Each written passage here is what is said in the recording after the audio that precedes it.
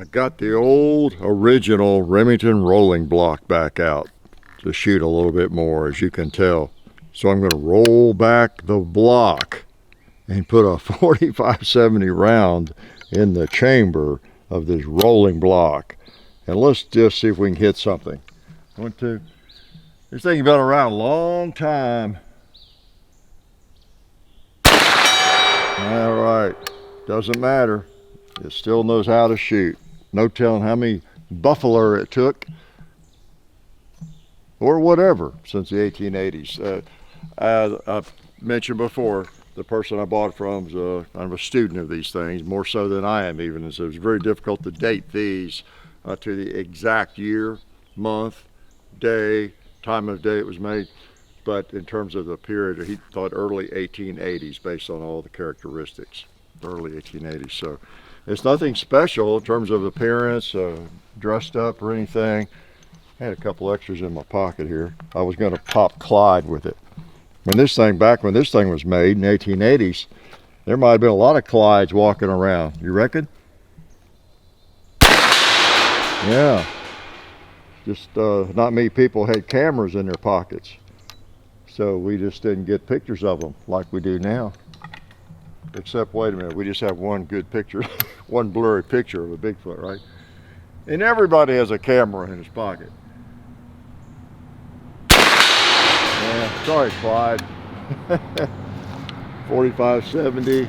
Oh man, lighter 45-70. This is very old, so I'm gonna shoot very light loads or black powder in it. And this thing is, I guess you'd say it's beautiful in its simplicity and in its ugliness. It's beautifully ugly because there's nothing like that. It's not a big deal if I ding it a little bit. I don't want to ding it, but look at the oil in that stock. It's so old, and whatever finish that is nothing special. There's not a lot of brass or silver or gold inlay in it. You just know this thing was probably carried around and hunted with and plinked with, that kind of thing. So just neat. I like it. This is the rolling block, and you got this block that rolls up and blocks the chamber and everything. You got to have some support there. You notice it won't open if the hammer's on half cock, because obviously that's got to be strong and not just come loose. And the only way it does is if you're cocked. Now when the hammer goes down, it locks, obviously. That didn't explain that well, did I? Because it looks like, well, if the hammer's cocked, it's loose. How does that work? Well, as soon as you pull the trigger, it is blocked, so it's not going anywhere. Okay? Pretty neat. Pretty neat. I think I like the sharps action a little better, but the simplicity of this is pretty incredible. Caught the propane tank as it went through. Huh.